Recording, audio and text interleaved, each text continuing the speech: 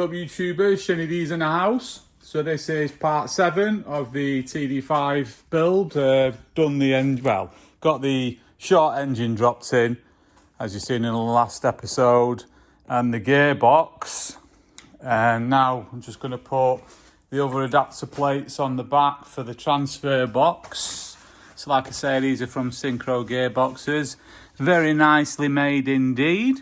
Absolutely beautiful bits of billet there, which we all love, don't we? So yeah, we've got them two sections. So that one goes on the gearbox, that one goes on the transfer, then they bolt together. Then you've got the output shaft conversion, which goes on there with that spline, and that goes in the LT230. And then all the seals and O-rings and bolts and that. So I'm going to get on with chucking that on there. This first bit, it has an O-ring which lives in a little recess around there. And then that fits on here perfectly, just around there to seal it.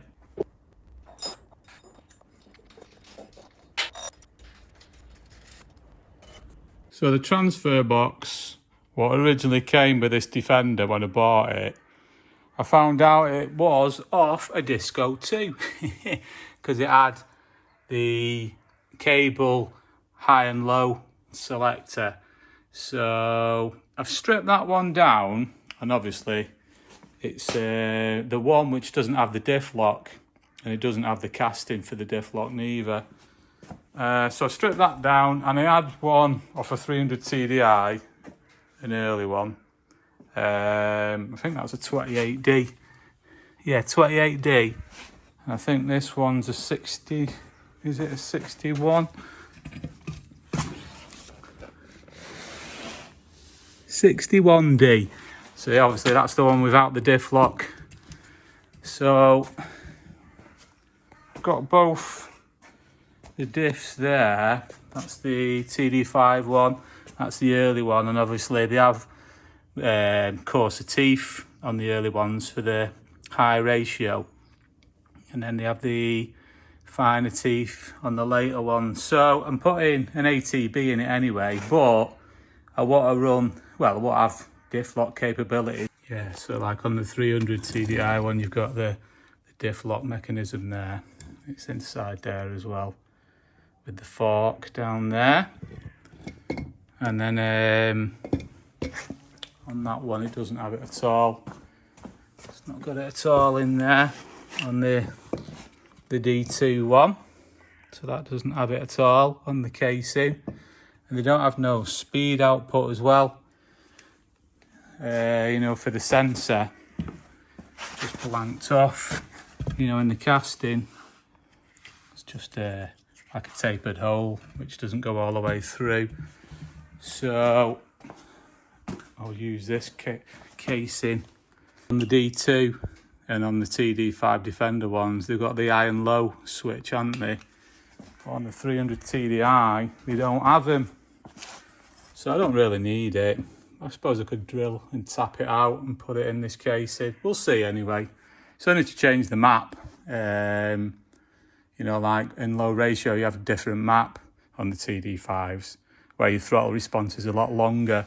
I'm going to strip these down and see what size the splines are, you know, on the diffs, because apparently if that's a later one, the splines are bigger, and if this is an early one, the splines are smaller. So I need to know, because when they order me ATB, I need a type A or type B, and obviously the spline size difference.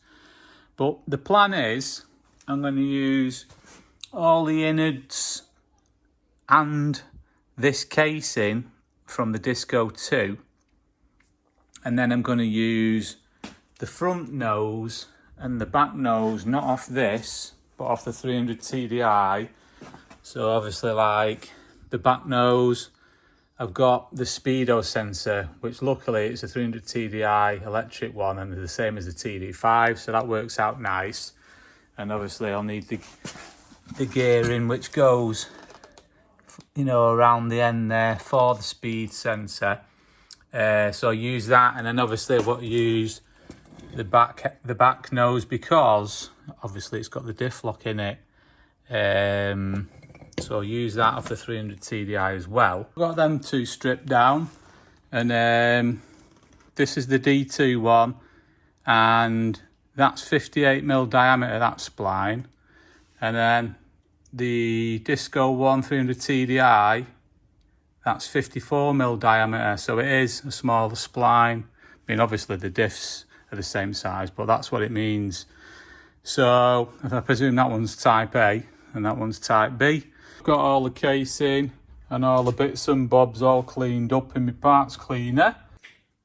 So that's all the transfer box all disassembled in bits and cleaned all the casings up and everything. But everything looks in good condition, like on the gear sets and everything. It looks all good from the two boxes. Like I say, I've got the Disco 2 box which didn't have the diff lock and it didn't have the speedo output. I've used that casing and I'm using the gear set, the full gear set out of that. And then I'm using the front and rear nose because I've got the speedo output on that. So I've got all that there. I mean, the 300 Disco one, like I say, is the same as the TD5 one anyway. And then I've got the diff lock housing there, which is in good condition as well. So that's all good. So I'm just going to put them two casings on that and use the gear set out of the Disco 2. But yeah, everything seems in good condition. So I've just ordered a full set of bearings. Well, my brother has. So they're all genuine. They're coming. I've got all the seals. I won't be needing this diff because I'm going to get an ATB from Ashcrofts. And then I think I'm going to send this casing over to Ashcrofts and then get them to sleeve that. So obviously I'll get that sleeve there, which is not bad actually. It's all right, but it just toughens them up. Get that sleeved and then get a shim kit off them as well, so I can shim it all up when I get the ATB in and everything, and then put it all back together. So it should be all right. I'm getting the uprated intermediate shaft as well from Ashcrofts.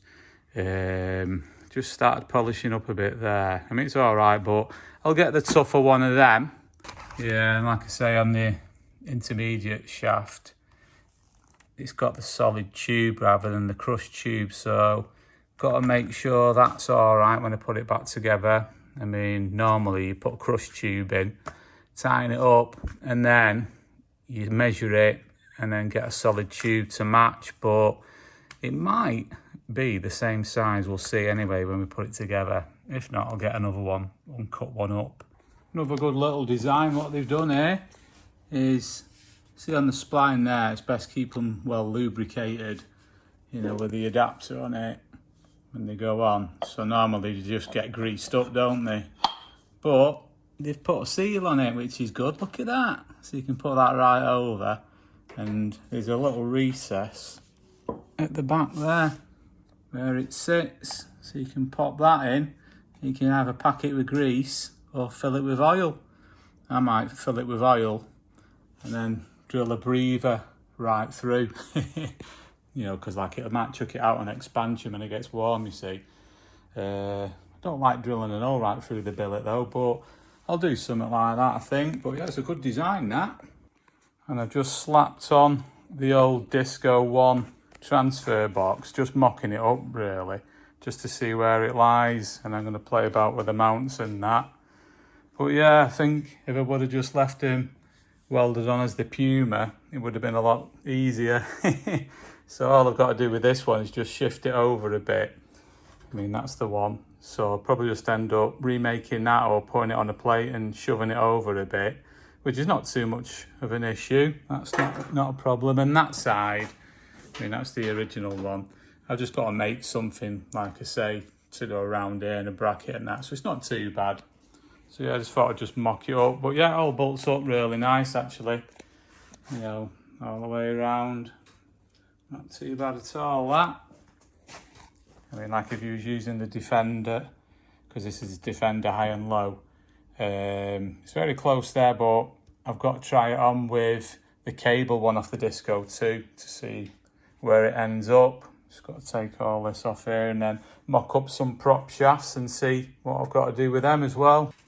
So I've been messing about trying to get it to sit where I want it to sit, and I've found out, well, I didn't know, but I've discovered that with this adapter plate on the LT230 for this gearbox, it's at a different angle, you know, the transfer box. So normally this is a lot steeper, so this is the whole transfer box is usually twisted clockwise a lot more, and because they've had to make it so it, you know, the front prop will get round the gearbox because it's a lot wider with the sump on the 8HP. They've had to do that. They couldn't get around it no other way unless you put it miles further back, and then the prop shaft will still foul with it anyway. So I can understand why they've done that, but in doing that, what it does, because that's twisted, and in effect it's lowering the back of the engine quite a lot. It's about 30 mil, and then the whole engine slopes right back, and then this normally sits at about 3 degrees sloping back, which is all right, just so it's not too much for the front prop, you know, on that UJ. But at the minute it's 6 degrees, so I don't like that. So I'm going to windle it with the mounts here. I'm going to actually just make it sit a tad higher, and then I'm going to have to chop all the mounts on the front, and I want to drop it by about 30 mil. Now I know I'm going to have to cut into the engine mounts a bit, but it wants to go that way a tad anyway, because even on, you know, I've measured it on the other one and on another one as well, they're not actually true straight, you know, from the front pulley, the centre of the crank, to where you get the PTO coming out of the back of the transfer box. They're actually, you know, skew width, even from factory, which is not good really. So I want to do it so it's central and then just sloping down by about 3 degrees. And also, you know, like, I can understand why Land Rover have done it, but where you get the prop shaft going from front to rear, and then also the front one as well, the spacing away from the chassis leg, it's different, so all that's skew width as well. So I won't be able to get it bang on, but I'll be able to get it a little bit better than factory. So I'm going to mess about and chop all the mounts off and get it the best I can get it, and may as well while I'm at this stage. At least I've not put everything on it like the bulkhead and that, so it's easy to do. I've just whipped the engine and box out again, and I've just took the steering box off as well, so I can get good access to it to grind them off. So I'm going to cut these off, and I may as well cut that gearbox one off as well, because I can move it forward again where it was in the original position when it was a Puma chassis, but never mind. And I'll see if I need to do anything with that one. It might be all right because I've got to make a mount for that anyway. But my idea is I want to drop these 30 mil, and want to move this one over by 10 mil, and then same with this, drop it 30 mil, cut 10 mil off, and then obviously I'm going to have to cut into the mounts. Not a lot though. I don't think it'll weaken it at all. I think it'll be fine. So that's the mounts chopped off. Just got to clean them all up and that. That one and that gearbox one there. Ground all them back again now. And then that one there as well. I've left that one for the time being because it might get away with it in situ. And ground all the mounts themselves back again. Can't hear nothing now because the grinder has sent me deaf. So now I'm going to drop it back in again, start getting some levels and that. Mocked that up, dropped it in, and got it somewhere near where I want it. Just got it underneath the jack at the back. I want it a bit lower at the front yet, but I want to check the angles first. I want to check the angle of this, and then I want to check the angle of this, because you want them the same, because then you can use a prop shaft in phase then. So obviously, like where the UJ is, when they're in phase, you've got to have this lobe there level with this lobe there. So that's all right for the rear. So get them aligned up, but obviously the front, that's going to be out of phase because I'll never get that angle the same as that. So obviously my front prop's going to be out of phase. Usually do it like 45 degrees out on the front. So I'm doing that at the minute, but I think I am going to get it a little bit closer than what they do as standard. I was even thinking of putting a disc on this, but I might just cater for if I want to put a drum on it. So I'll leave probably about 15-20mm gap there, and then get it as low as I can, and then get this right to get that angle right. So luckily I've got one of these. I use it for like my track car and that. So that'll make life a bit easier. So I've just got a rear prop shaft, a new one. It's just an OEM one for the time being. But this one, it's for the early 110s and the Series 3 and the 109s. And it works out the perfect length for my rear one, so I won't have to chop one up. And then the front one, I've worked out Puma one will fit perfect as well. Because obviously I can put my mounts where they'll lie perfect for both of them. So it's worked out all right, that. That's the mount for this side. And like I say, I put the engine right over that way. So I've ended up grinding a fair chunk out of that. But they're a right solid lump, these mounts. So I don't think that's done any harm to it. It won't affect it. So that works out all right. And I've trimmed the mount to suit. So I chuck that on that side. I've mocked it up and it does fit over nice. So I've done that side. And then on this side, it's the original TD5 mount, but I needed to pack it out by about 1/4 of an inch. So rather than mess about with that, I had one which I chopped off this when it was a Puma chassis. So I've just trimmed that up. So obviously that'll stick out a bit more. It's got a bit more meat on it than that. So I only had to take a little smidges off that one. So that fits in there nice as well. So it'll shove it over a bit as well. So it's worked out all right, that. So I'll get them chucked on when I've mocked up the ones for the gearbox. And I've just tried the prop shaft on, and that fits nice as well. That early prop shaft. So yeah, getting all my angles together now anyway. So I might wait for the front Puma one to get delivered, but I'm going to start on the rear mounts now anyway. And my front Puma prop's just arrived as well. Looks mint, that. It's actually a used one. I think they might have just cleaned it and sprayed it, but it feels all nice anyway. So chuck that on and make sure it fits. So I've got the mounts in the right place and I just tacked them on. So I've tacked that one out. And then I've just got to weld them on proper. I've got this one notched out, like I say, quite considerably. And then I've tacked that one on as well. I've had the weight of the engine on it. It's tacked on there as well. And then I've just tacked that plate on there, chopped a load off it. And then I've just got that mount on. That's the original mount, that. So that's mocked up as well. And on this side, like I said, I was going to make a mount for here, like a bracket.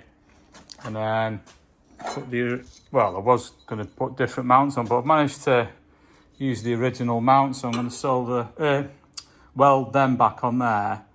And I made this mount here. So I've just welded that up. And I've just got to trial fit it so it takes advantage of all 6 of the bolt holes in there. So, and then on that, I can just put that mount there. But I've got to get it dead right so it nicely falls in like the V of the mount. So I'm going to trial fit it after I've drilled a couple of holes in. So that's my concoction. But it fits all right anyway. And it's got 7 bolt holes in it. So it just goes on there like that. And it all bolts up with then 6. And then there's one in the side as well. So I just got to weld that one on there now. So it's in. So they all fit dead nice, them mounts now. Like I said, they're only tacked. And they're all pretty much the same weight on each mount. And then I've got this little funky number which I made, like I said. So that's all there. I'll just tack this mount on. And so that should be nice and secure, that. So it's got them 2 bolts there. We've got 2 bolts in the middle and 2 bolts at the bottom and 1 on the side, which all go in there. And I'll just tack that on the chassis. And then the bottom of the sump of the gearbox is dead level, and all the level of the engine is correct and everything. And then I've got the prop shaft angles parallel from the rear axle to the output of the transfer box. And it's all nice and low as well, so it should be a lower centre of gravity. So it's all good. So I'll take that off and paint it up and that now. And then weld all the mounts on properly. And I've test fitted the front prop as well as the rear prop, and they fit perfect. So like I say, the rear one's an early one and the front one's a Puma one, and they fit perfect, so I don't have to do no cutting or welding. So that's all the mounts welded back on again. But yeah, all on again, just got to clean them all up and that. And then put the front ones on there as well. Not going anywhere then.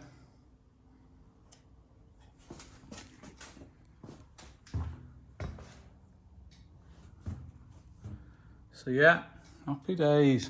Just etch priming them brackets. So I've just etch primed them, then epoxy primed them, and then I did some zinc galv spray and then lacquer over the top. So they're all good now. So I'll let that go off. But yeah, should be pretty well preserved, that.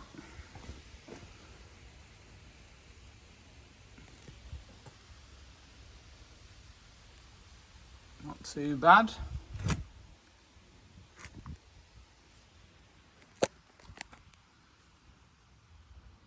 Happy days, mate. And then brackets. Ended up etch priming and then doing satin black, and then I went over in stone chip as well, so they're done as well. Belting. And we've got another heat wave here as well. About flipping time, innit? Makes these dry quicker as well. So I'm going to put the steering box back on now before I pop the engine back in. Just going to take that old transfer box off, put my new bracket on, and then when I get my other transfer box built up, I could chuck that on. But I didn't have no little plates, you know, the locking plates. So I just ended up using some big end bearings. It was perfect size, flattened out. Drilled a couple of holes, and bob on, mate. So they'll do, and then just knock them over when I've got them in. Happy days, mate. So get that chucked on and tab them over. Steering box is back on, and I've got them tabbed over as well. Put the drop arm back on and everything. All hunky-dory. So yeah, like I said before, like this has got a seal which pops in that recess, and then you put the splined adapter on it and it seals around it. But if it was to fill that with grease or oil, when it gets warm, it'll squirt out, you know, either bypassing the seal or the seal at the back in between these two. So I'm going to drill an hole right through the billet here, and I'm just going to put a banjo on the top with the breather.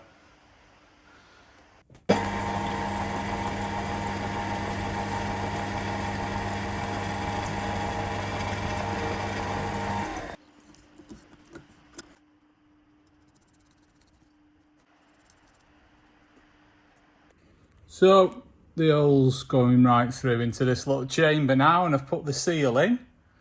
So I've got my breather on there, but I can unscrew that and I can top it up with oil.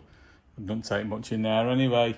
And that's why, because it's not very big in there, once you get the adapter on, it'd expand and force it past the seal. So I'm glad I've done that. So now I can chuck that on as well now, and then get the shaft in and top it up. Well, she's topped up with oil. And I put the breather back on, the seal's in, and it's all good. Happy days, mate. Chuck that on now. So, got that bit on as well, all torqued down. So it's all staying on now, it's not coming off again now. And then got my funky bracket on there as well, with all the bolts in, all 7 of them. So that's all good as well. Fits quite well, that actually. But I don't think I'm going to drop it in quite yet, because I might wax oil it and I can get all the holes down the side of the chassis legs with the engine out. I've got this tube there, what I might put on my Schultz gun.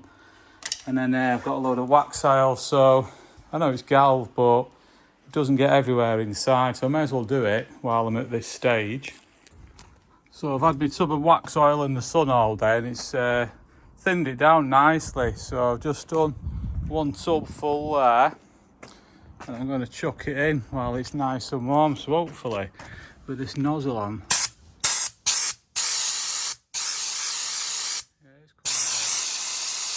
it's not bad, that. So I'll get all that chucked in the chassis legs and rails and rear cross members and that. So that's all chassis wax oiled everywhere. All cross members, all rails, got probably about 2.5 litres in there. So I've dragged it back in anyway, and then I'm going to drop the engine in. And I've had this overnight, topped up with oil, and that's centre casing, and there's no leaks anyway, so that should be good, that now.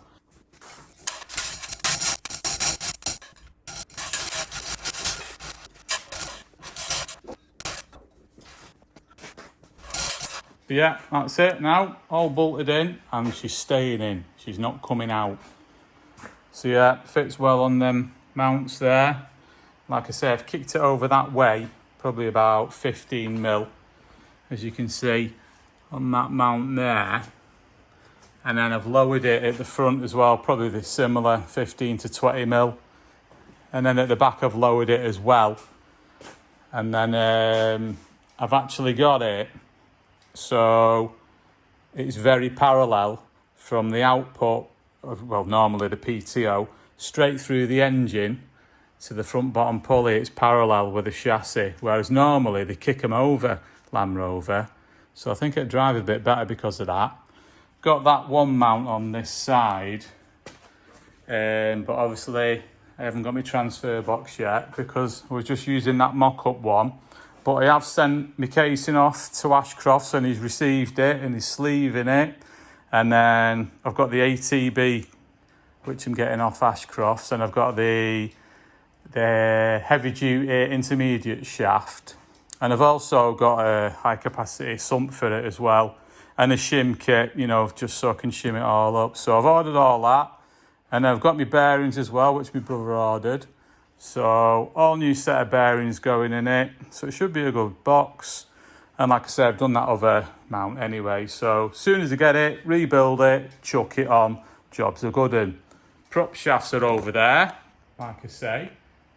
And they fit absolutely perfect. So no messing about with them. Chuck them on as well when I get my transfer box on. And then that'll all be good then. Next is the head. So I'll go and take that off an engine up there and then rebuild that and chuck that on. So she's getting there slowly. I think I might have overdone it there with that wax oil. Better more than less anyway.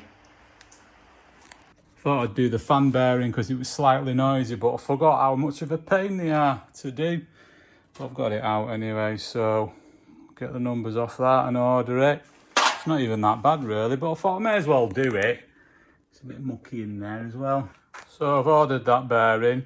It's an SKF one, it's a genuine one. So that's coming, but it was 38 quid delivered. And that's the best price I could get for an SKF to the specs of what it come out as. So, but it does take a lot of load with a fan, so better having the right one in it. And I'm going to do this one as well because it's just slightly noisy. It's not too bad, so the numbers are on it there anyway. So I'll de-rivet that and then get the bearing out and chuck a new one of them in as well while I'm at it. The bearings have come. So I've got that one for the fan bearing, and I've got this one which is for that tensioner bearing. So nice one, Bearings Direct Limited, cheers for them. This is exactly the same as the genuine one in there. That was like £38 odd delivered. It's the cheapest I could get it. So that's the numbers for that if you want to get one. And then this one will fit in that. It's not the actual same. I think that's what's that one now? NTN one, that one.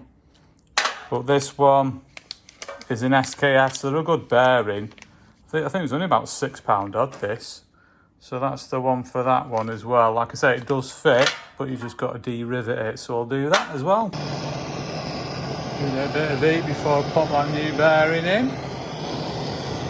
Didn't even have to tap it in really, it flew in that. Just put this in now and put the little nut back on with some Loctite.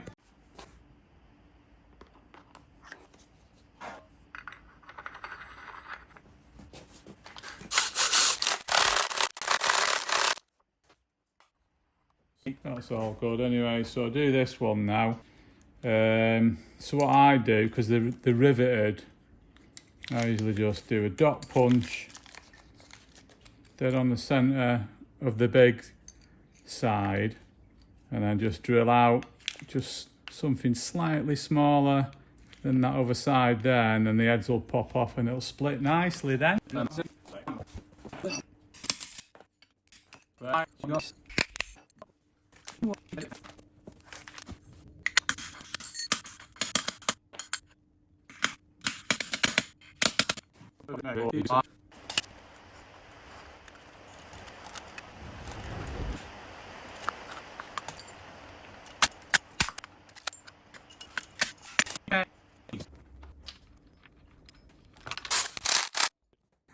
Yeah, so like I've done that bearing, I've done the idler bearing, so I thought I may as well do these as well, because one of them was slightly noisy and one of them had a little bit of playing.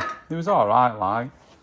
So got them two off there and there, and I've got these. These are off 4 bearings, these, so nice one for them.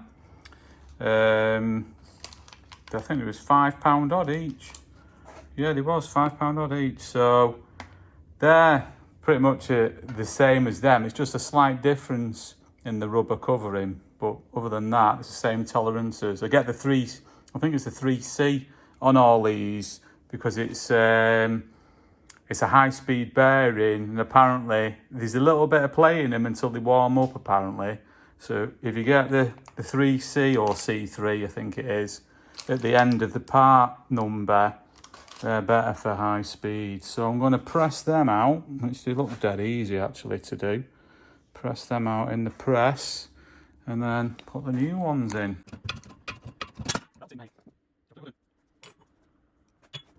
So yeah, there's the part number there if you want it. Give it a focus.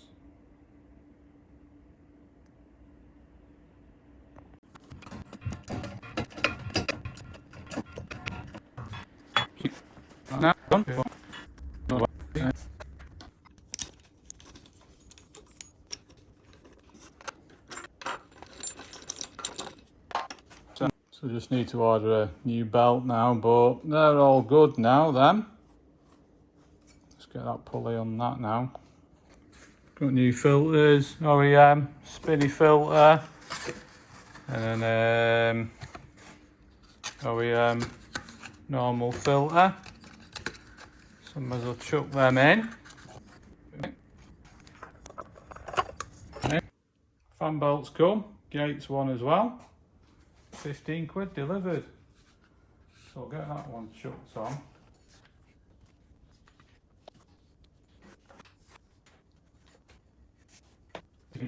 So 2 boxes have come from Ashcrofts. Nice one. One of them will be my casing, my transfer box casing, which they've sleeved. And another one's full of goodies for it. So let's crack them open. And there's the sleeve. There's my uprated shaft. It's all about an uprated shaft, isn't it? The high capacity sump. Quite nice that. Some shim kit that for building it.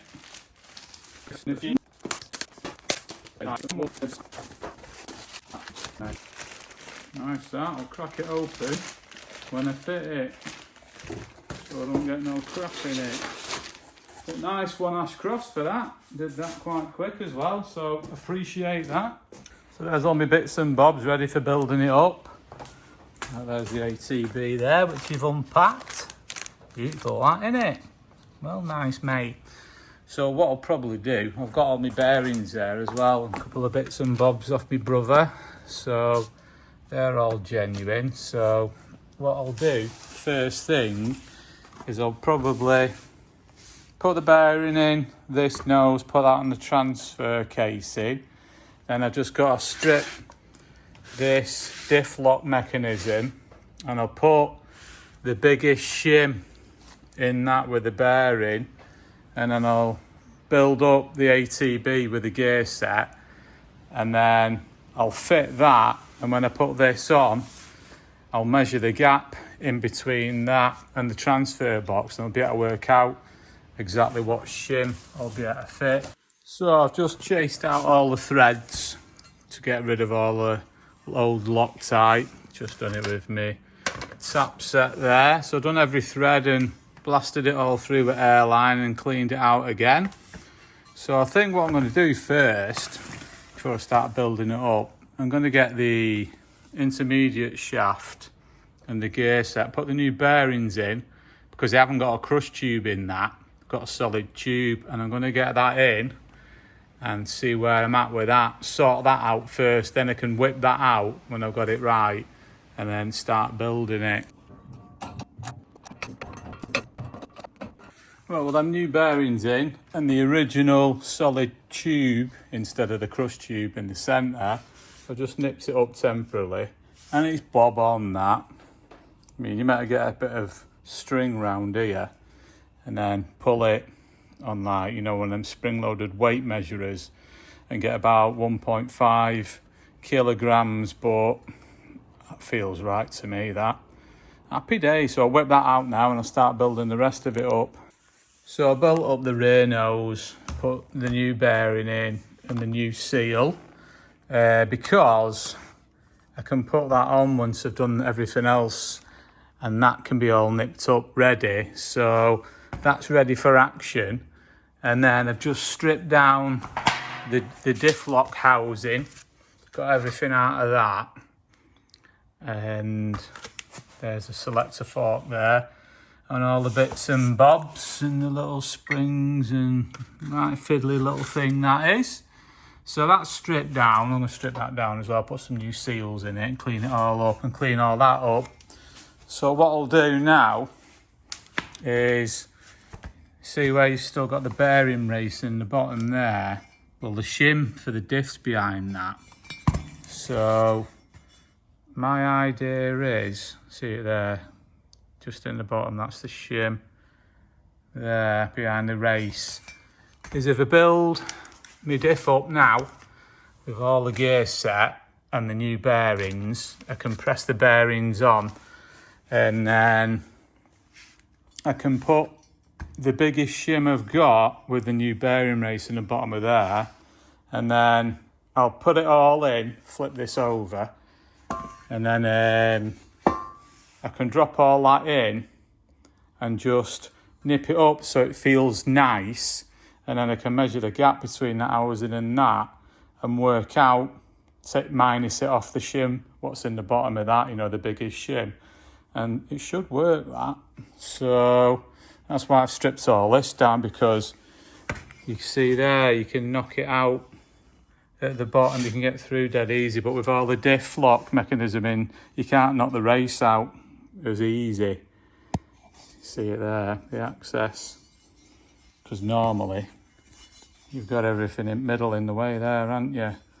So that is the plan of action. So I knocked out that bearing race, the old one, and that's the shim what's in it. or was in it, and then I just give them a good cleaning, all the bits and bobs out of it. Strip that mechanism down and took the O-rings off as well and give it a clean the housing inside again, even though I've already cleaned it. Tapped them all out as well, just chased all the threads. So I've got the bottom bearing on the ATB, so that's the new race, which I'm gonna, there's the old one there, and that's quite thick, that shim, but I'm gonna get the, like I say, I'm gonna get the thickest shim possible and then put the new race in the nose. But first I'm going to flip that over and then build it all up with a gear set and the new nut on the top. So I'll do that now, and like I say, with this synchro I'm going to flip that over because it's a bit more worn on the high ratio, so I'll do that as well. It's not bad, but I'm going to do it anyway, so I'll chuck all them on there.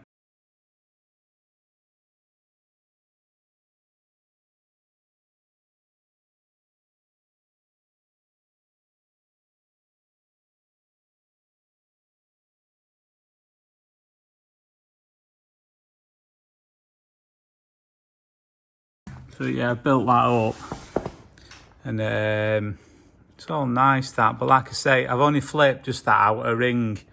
I've not flipped the actual gear inside. But yeah, that's all good. So I'm going to press the new bearing on now, and then I can put the new nut on and lock that off. I can put it in then and shim it up. So that's all pressed on now, ready for action. So I've got to get my new nut on, but I'm meant to get the flipping socket for it, so I'm going to have to improvise. So I think this is, it's got to be tightened up to, I think 70 or 75 Newton meters. So I'll get it on anyway. I managed to modify an old massive socket to make it fit, and I'm happy with that.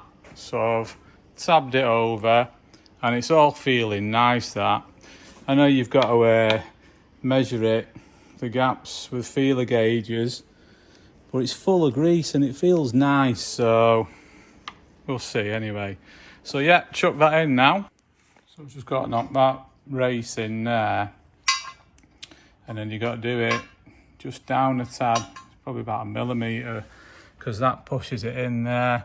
So I'll knock that in, then I'll get that on, then I can chuck that in, then I can put my new race in the other nose with the biggest shim and see how much I've got to shim it by.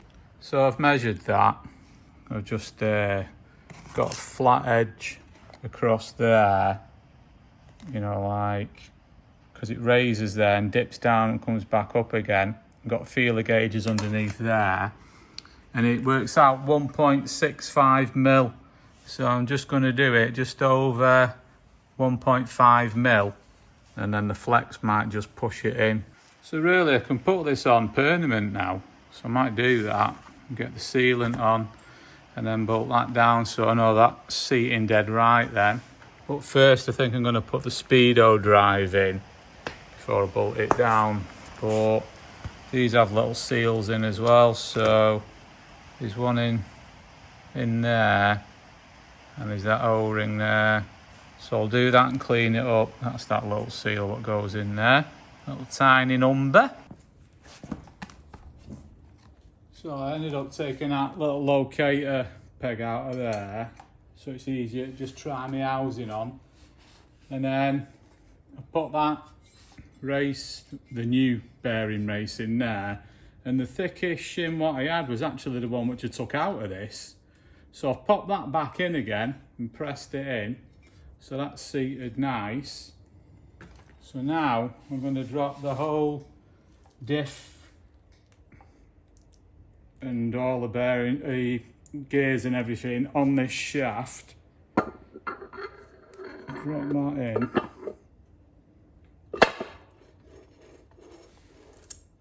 So that's in there nice. And I'm going to try this housing on without anything in and measure the gap between the housing and that, and hopefully I should be able to work out what shims I need to put in for the right tension. So what I'll do is I'll just What, that's close, that, you know. That's very, very close. So put 4 bolts in there.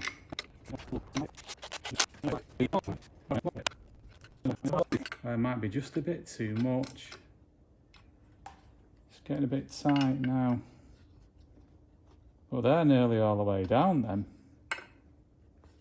Yeah, it's getting a bit tight now. We're close on that though.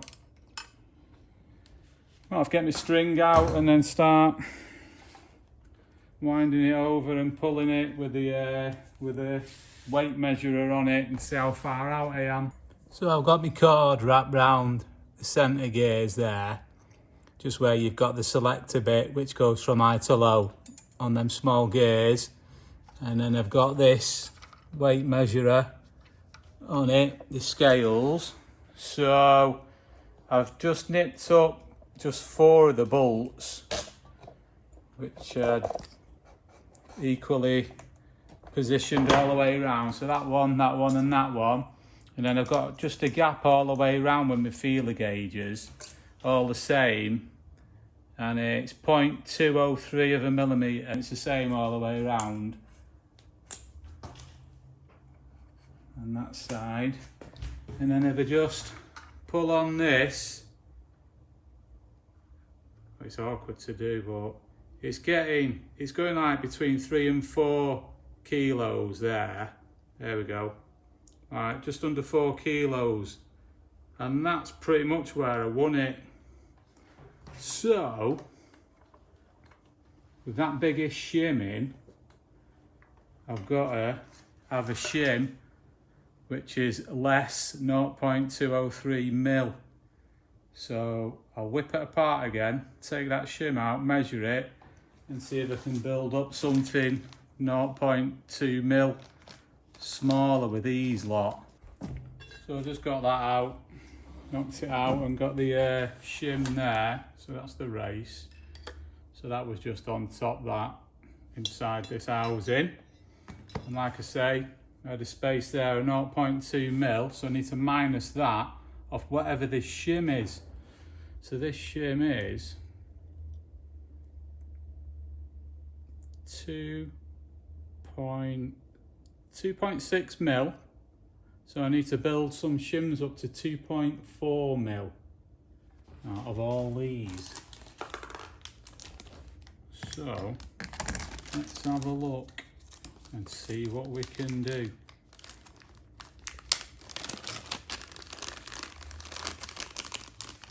So yeah, these are them shim kits off Ashcrofts. So let's have a go at that one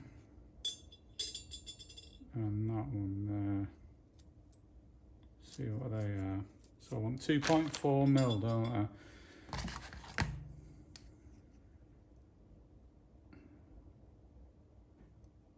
Ooh, that's not far off that. That's 2.45, that. Oh no, it might be 2.4, yeah. God, that was lucky, wasn't it? That should do it, bang on that. So I'll get them in, knock the race back in, and I should be able to bolt it down and get the right tension on my little funky mechanism. So yeah, press that in. And it's got them 2 shims in there which add up to 2.4 mil. So by rights, I should be able to nip this up. So I'll chuck it on and see if it's right.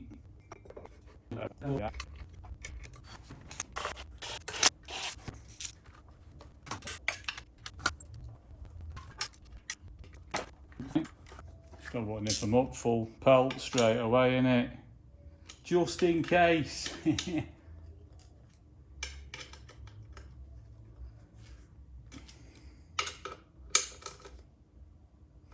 So they're pretty tight now then. So let's have a go on the weight.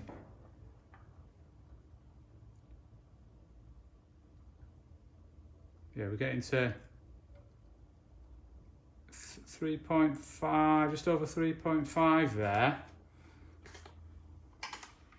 So So what I might do, I might put all the bolts in just to get them a bit tight of these. I think we might be in business there though. Yeah. There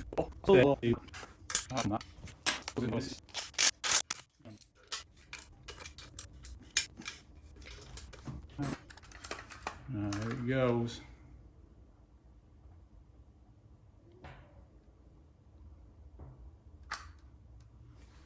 Just get that string on proper.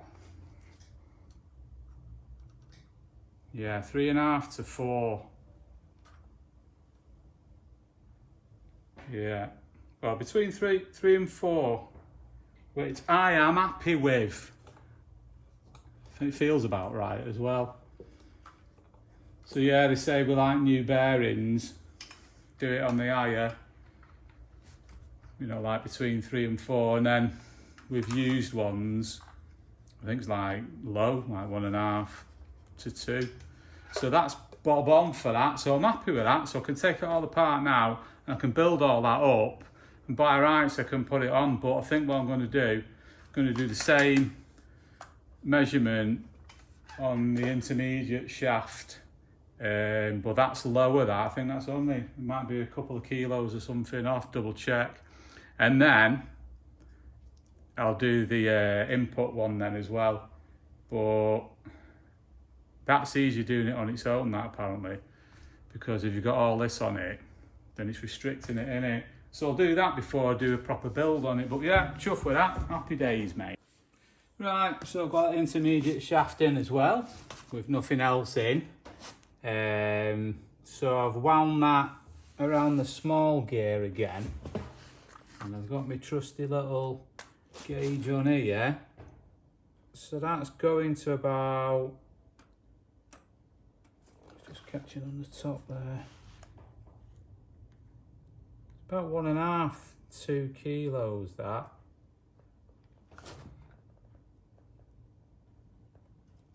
Yeah, between 1.5 and 2 kilos. So I'm happy with that, and it feels good as well.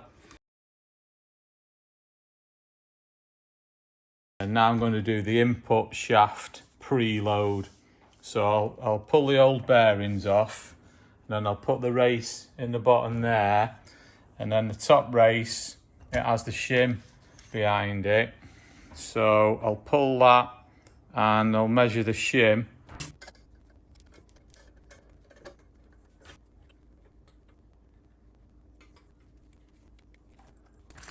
So I took the bearings off that shaft, the old bearings there, and I've took the race out of that, and there's the shim. So what I am going to do, I'm going to put, because that is the biggest shim I've got, and I've got the shim kit there, I'll put that original one back in and press the 2 bearings on the shaft and put the race in there and the race in the bottom of there, and then I'm going to put it together and then measure it to see if there is a gap. If there's not, then I'll bolt it down and see how it feels.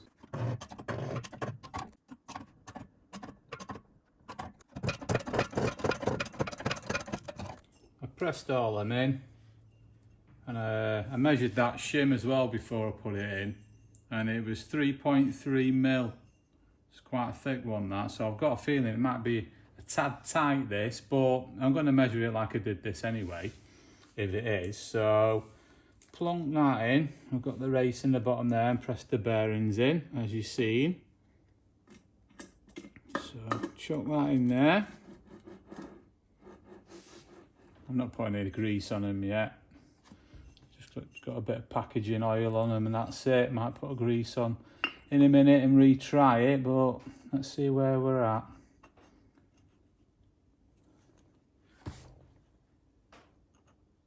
Yeah, small gap there. So I've got 3 shorter bolts, so I'll just chuck them in temporary and see what she feels like. It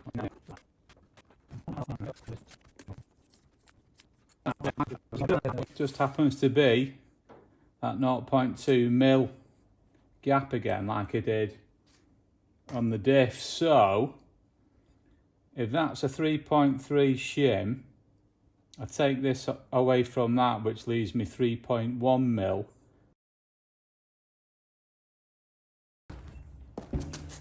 Right, this is 3.18 now, this. So I hope this is the final one. Fingers crossed. Yeah, that feels nice, that. Just got a bit of preload with it. I think we're bang on that. I think I'll try it with my cord. Right, I've got my cord on it, but I've not put it around the gear. I've put it around the shaft itself. I don't really know where the best place to do it, but if you put it around the gear, because that's bigger, you need less force to turn it around. But obviously this one doesn't need as much as the main diff. So I've put it around the main shaft like that, and when I pull it, I'm getting sort of like between 1.5 to 2, which I'm happy with. Yeah, 1.5, and the high end is 2. So, and it feels just about right, that. So that is bob on that. Bit awkward to shim that one. I thought the diff was easier, but I'm happy with that. So really, I can put everything together now. You know, I've just got to do this one as well. Put the new bearing on that and the new seal. So I'll do that first before I do the build.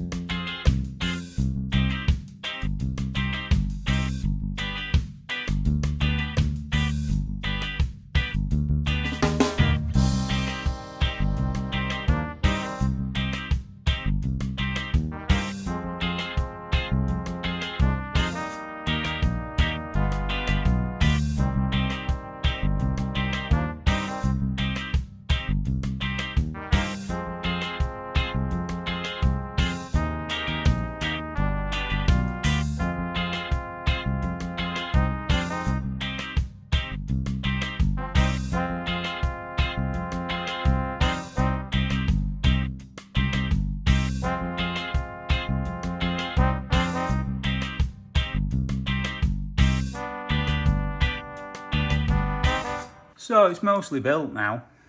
Got it all in, got the intermediate shaft in as well. And then everything's all bolted down, torqued down, Loctited, sealed. Well, feels dead nice, that.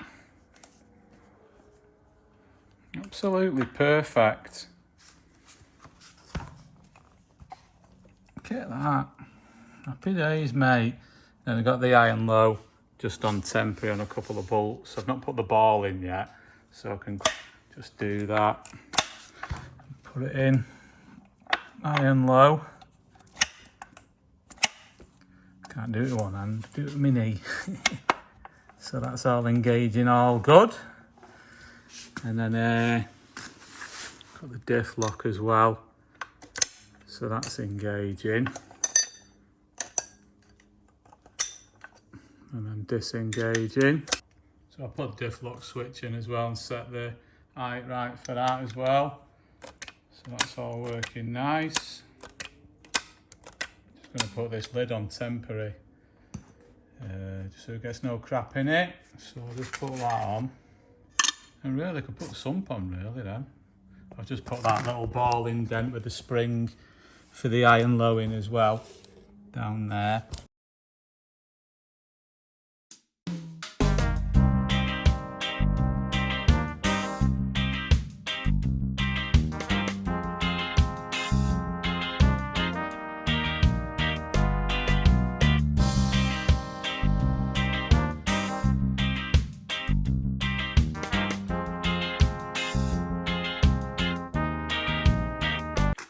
So that's it, sump's on as well. Nice that, isn't it? Put the oil seal in there as well. Ended up putting that on. Everything's all Loctited and sealed and everything. So that's it, it's pretty much done that. Put all the drain plugs in and everything. All the bungs. So, just got to do like the couple of dowels on the back and then I can chuck it on. So, transfer box is there, ready to be chucked in. That's all done and dusted. Well chuffed with that. Feels dead nice and tight. That's what we want. So I've not put the handbrake on yet because it's easier to chuck in without that. And I don't know whether they'll be running that yet. Might do a disc thing, I don't know yet. But before I chuck it on, I've been pondering whether to put a bearing in this or not. Because you got this shaft here, and normally when you get a splined output coming from a gearbox, it goes straight in to like a transfer box without like an intermediate shaft. So they can tend to sort of oscillate and wobble a bit because there's two splines, isn't there, with no bearing on it. And I know some people, they do put a bearing in between when they do adapter plates for various vehicles. So this is 50mm diameter and this is 100mm diameter. And I can get a bearing which would do perfect for it. I can either get a sealed bearing or an open bearing, I've not decided yet. And it'll slip over there, 50mm internal diameter, and you can get various depths, but there's one which is 20mm diameter and there's plenty in there. But the overall external diameter is 80mm. So obviously it won't fit straight in, but I just happen to have a couple of billet aluminium chunks knocking about, and they are just over 100mm, 101.5mm external diameter. So could in actual fact make an insert, spin them on the lathe and fit the bearing inside and put that in, and then it'd be a carrier for the bearing. So I don't know yet, I'm pondering. I want to get it chucked in and get my prop shafts on, but I don't know. I'll have a little think. So I've decided I am going to put a bearing in it. I've ordered one, an SKF one, and I've got one bigger. So I've got one 50mm internal diameter, 90mm external diameter, and it's 20mm deep and it's a C3, so it'd be all right if it gets warm, you know, the tolerances. So yeah, doing that. So my bearings arrived. SKF one, there's the numbers.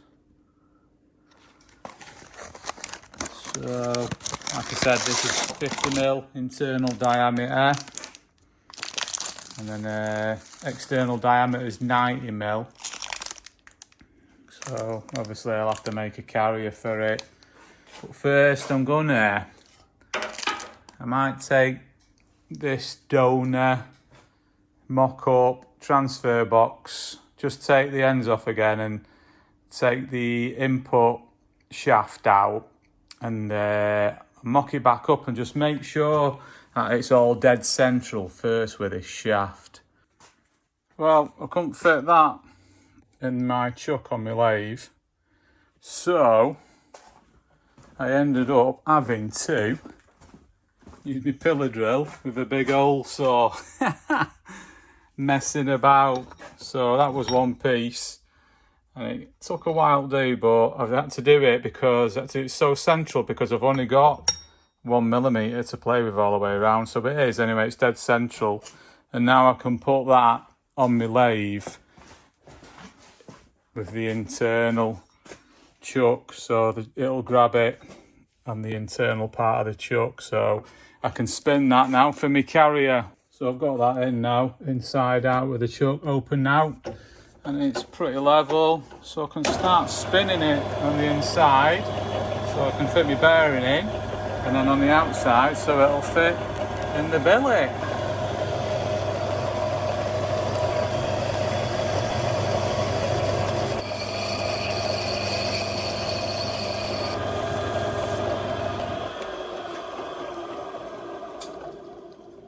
Well, that's it. It's done.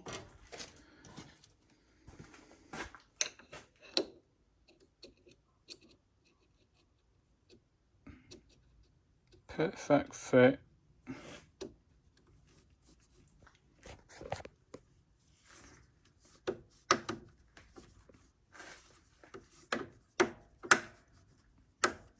Nice and tight.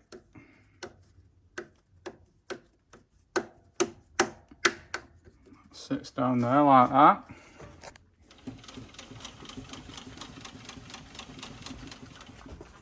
And then this should go over it.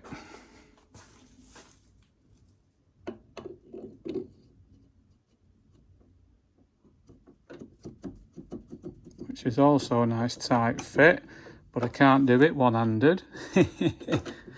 But that does fit on anyway, perfect, so it should be alright, that. Bit of cleaning up to do. So there it is. So, bearing fits in it. It's a nice tight fit as well.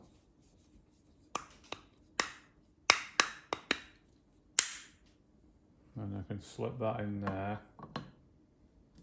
And that's a nice tight fit as well.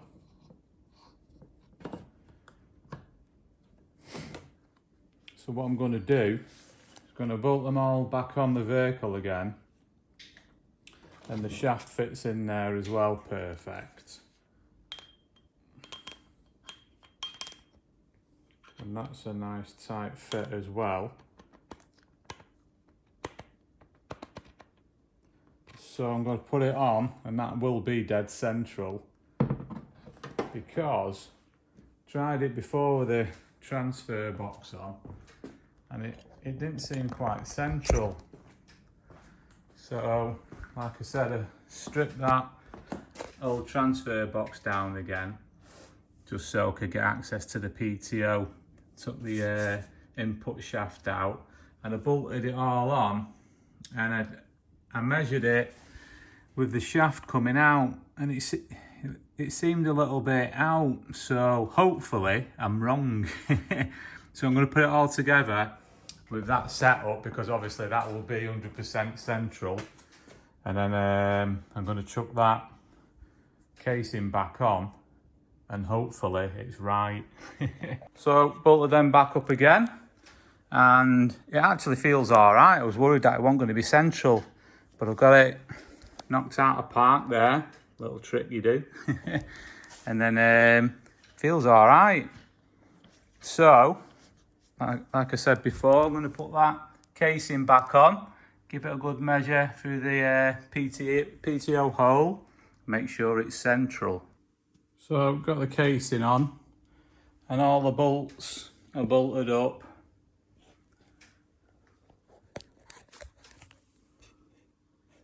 Everything as it should be, and all the adapter plate bolts are all bolted up as they should be.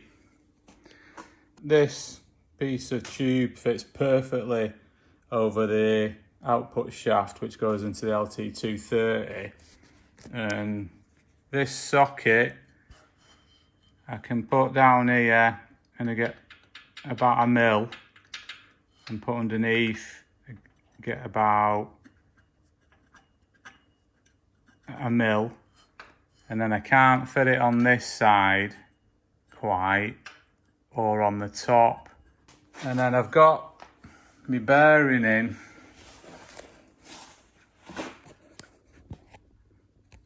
Probably can't see it, but I've got the carrier. So it's holding this central, dead central, this. Can't move that, it's dead central.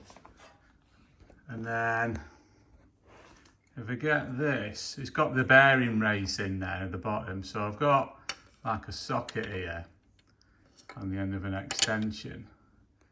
And if I go in to the left here, there's play there, isn't there? Left and right. And then down the bottom, there's quite a lot of play up and down. Can't really do it here with torch. Try and get over it in a minute. So yeah, you can see that play there up and down, can't you? But then I can't fit it in there to the right. Won't go in. And then at the top as well, won't go in the top neither.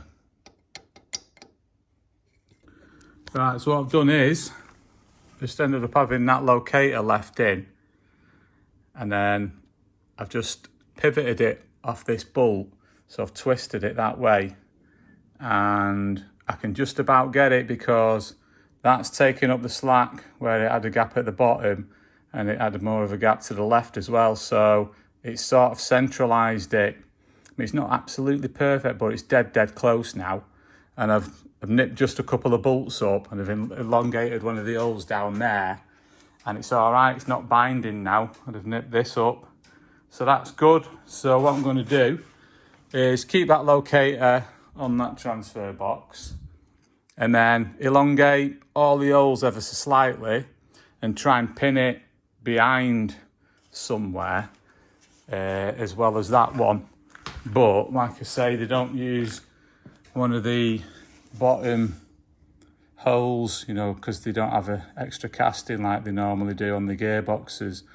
So I might have to do it up here somewhere.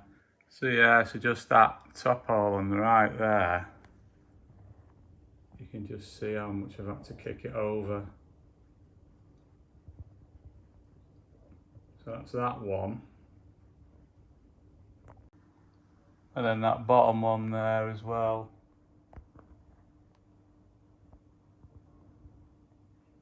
See how much I've kicked it over.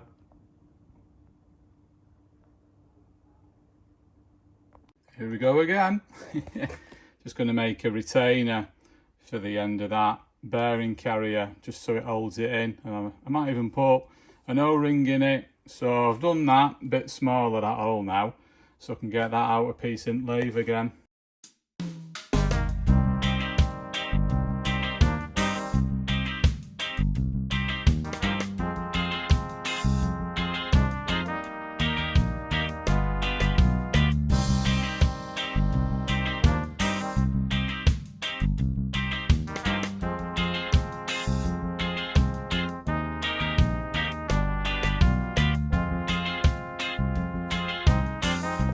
So I ended up spinning that retainer as well.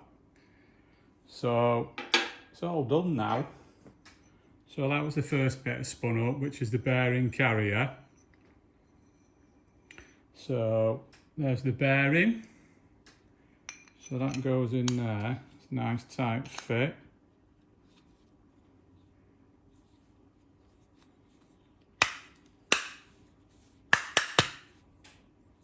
So that lives in there like that. And then that goes over the top, and it's got that little section which holds the bearing in. And then I've cut that groove out there around the outside because I want it sealed. So if I fit that seal and put this on the top, it all locates perfect. And when it's actually slid in place inside that, it actually seals dead nice. And then on the bit which goes onto that section, which is that bit there.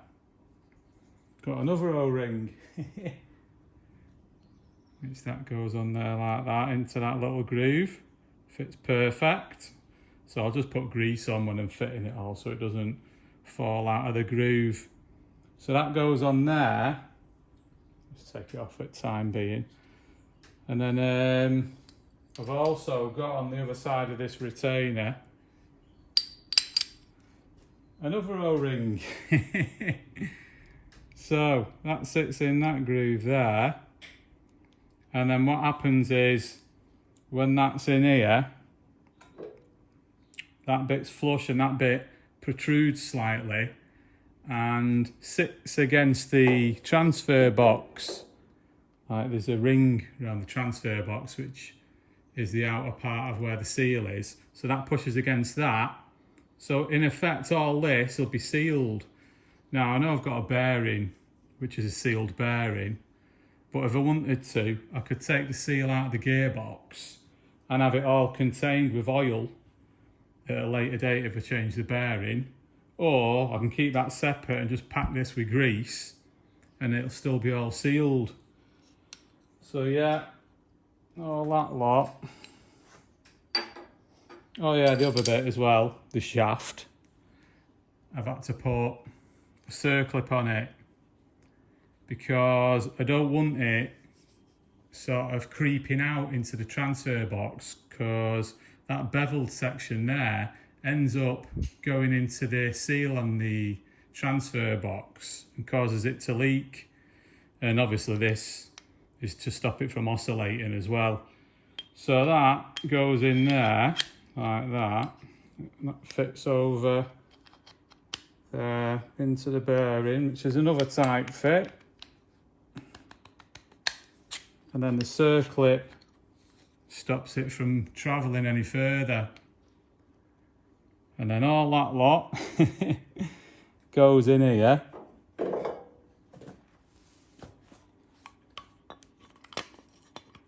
But when I've got the seals on, I'll just do it without the seals for the time being. So that fits in there nice like that. And then that can't come out any further. That pops on there like that. Get that on that spline. Put one bolt in.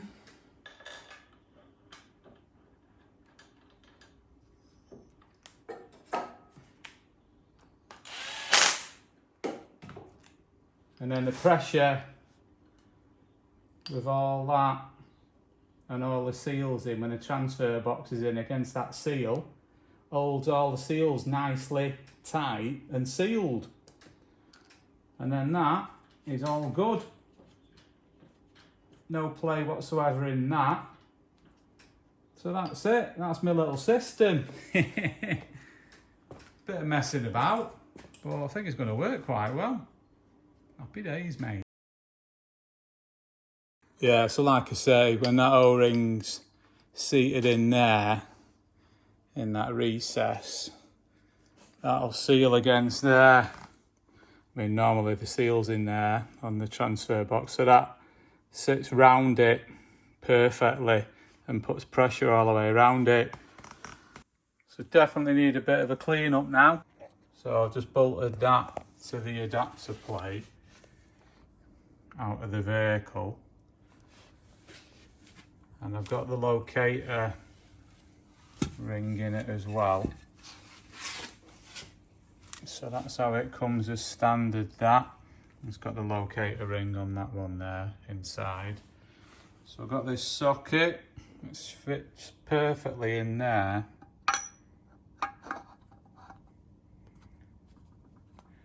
And then I've got this socket. So that'll go in there, and there's quite a bit of play in that. But on the other side, it won't go in. And then in the top, got quite a bit of play in that.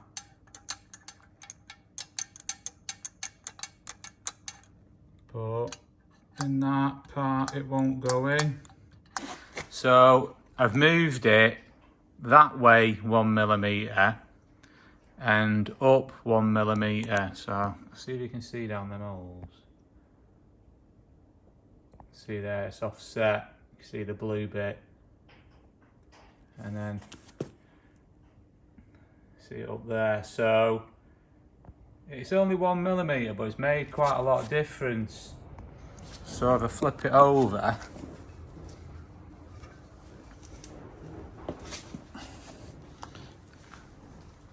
I've got that centralised now.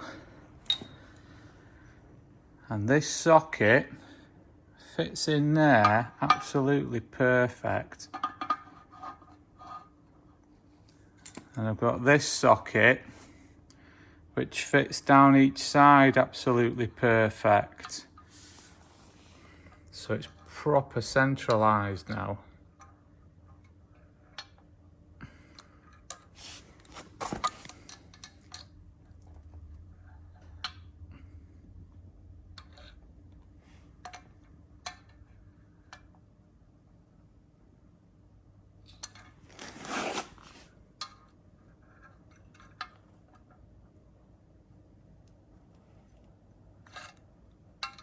So I'm happy with that. So yeah, I ended up getting it dead central. Absolutely perfect. And then I've nipped it all up. And then they ended up drilling through the back here. But I've offset it to the right, you know, the drill bit. And also over here as well, offset that to the left. So it's to the left there, and then this one, just get it in the hole, is to the right there. So I did that in the pillar drill so it was dead level, then took it off, then bolted it on here, centralised it, and then I've just gone through with my drill there just to mark it. I've only gone in about 1mm, and the same again in this hole. So I've marked the casing now, so I'll pop that off, and then I'm gonna get a piece of paper and trace over this and then replicate it on that. But what I might do is just get it dead centralised on that and pop that seal out, do the same thing and just make sure it's dead right first before I take the plunge. And then obviously I'm gonna make the holes slightly bigger in both sides and peg it. So yeah, just pop that off. So you can just see, well, it's hard to see actually, just see it there. I've drilled it, and then on the other side that's easier to see. I've just marked it anyway, and they're corresponding to them two there. So I've just done a little rubbing there, so you can see all the markings, and that's where the holes are what I've drilled. So I'll just transfer that over to that box, and then I'll just mark them with pencil, and then I'll put that on and centralise it just to make sure it's dead right in the same place. So I've transferred that over and aligned it all up right, and then I'll just mark through them holes, and then I'll take this off. So I've got the little markings there. So now I'm just going to replicate what I did on that and see if it's centralised. Take this seal out and double check. So yeah, I got that on, nipped it up, and I can see down the holes, they do line up with them little blue dots. And I've got the socket in, and all the way around it is exactly the same. So I'm happy with that. So I'll just get the drill and just mark them, and then I can drill them, and then obviously put pegs in. So yeah, there was bang on the blue holes. Happy days.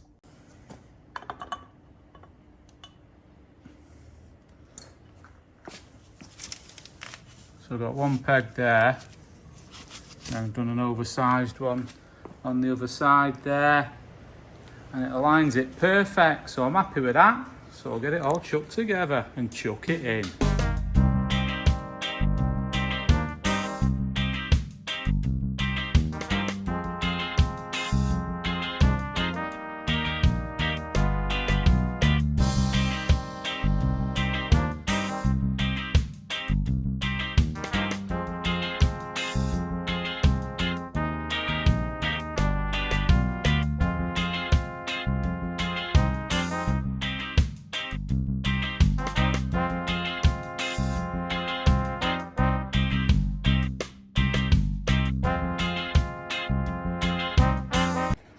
So I've got all that bearing carrier in with all the seals, and like I got the back seal, well the O-ring, and that's seated in grease, and then I've got the centre one which is seated in grease. I've packed a bit of grease in it anyway as well, and I've got this one here.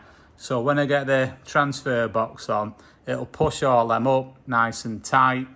A little dowel in there, and I've got my little dowel in there. They're just actually drill bits then, which I've chopped down so they're nice and strong. And I've even got this in. I've actually took a load off one side, so it goes over this way by about 1 millimetre. I thought I may as well use it, you know what I mean? So in effect, I've got it going that way by 1 millimetre and up by 1 millimetre. So it all lines up perfect at that. And like I say, I've just elongated some of the holes to account for that. And obviously I've got the drillings there for them dowels, you know, the locating dowels. So should slot on nice, that.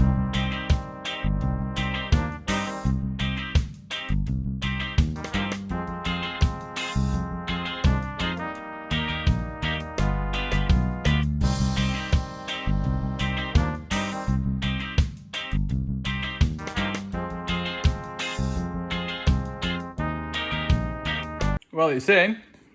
Went in dead nice this time because everything lines up perfect and it feels really, really nice. Because like I've got it knocked out of park there, so I can turn it over. So it's not binding like it was, so I'm happy with that. I've got all the mounts on, they're all bolted on and they fit perfect. That one there as well. So now I'm going to chuck the props on, which are over there. So that's it, prop shafts are on as well. I've just put the drum brake on for the time being. I don't know whether I'm going to run it or not, but it's there for the time being. But yeah, the props fit absolutely perfect, as anticipated. So they're all nipped up and ready for action. And the front Puma one's all nipped up, ready for action. So like I say, with this engine now, I've got it situed. Like I've got it over that way, and then I've got it down by about 30 mil. And then like I say, it's dead in line now. So you've got like where the PTO output is dead central and parallel with the chassis to the front pulley. None of this twisted malarkey what they have on like the standard setup, which is not right. So that in doing that, it keeps like the rear prop and the front prop parallel, and there's less chance of giving it all the torque wobbles and stuff like that. So I've also got the angle, because I've got it like 3 degrees down rather than near enough 6 degrees, what I'd end up, you know, with the adapter kicking it over the transfer box, twisting it from its original position. Well, now I've got it true 3 degrees, and that has sorted out the angles on the prop shaft off the drum brake to the rear axle exactly right, opposed as they should be. So yeah, it's worked out all right. So happy with that, and all the mounts are good and everything. So I don't have to mess about with any of that now. And it's all settled in them original mounts, which have done as well, quite well.